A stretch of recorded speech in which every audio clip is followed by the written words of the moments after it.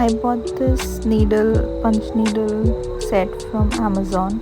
It comes with three needles of different sizes, and one punch holder, and two needle threaders.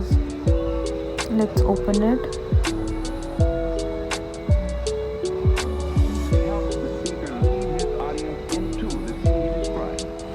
So this is the punch where you can change the needles. These are different sizes. It depends on what kind of embroidery do you want. You first loosen the needle and remove it. Be careful because the needles are extremely pointed.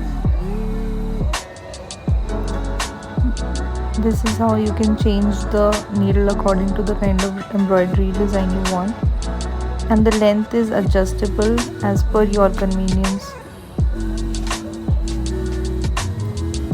To start threading the needle, first get your thread. This is a cotton thread that you get in any embroidery store or general store.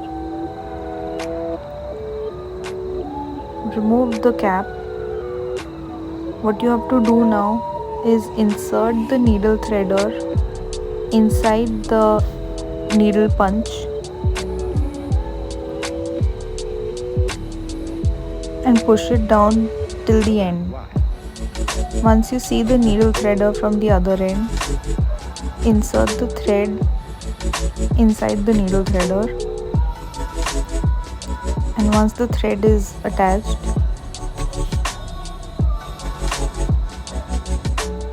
you can now pull the needle threader. This step is very satisfying when you see the thread coming out. Once it's done, you can remove the needle threader.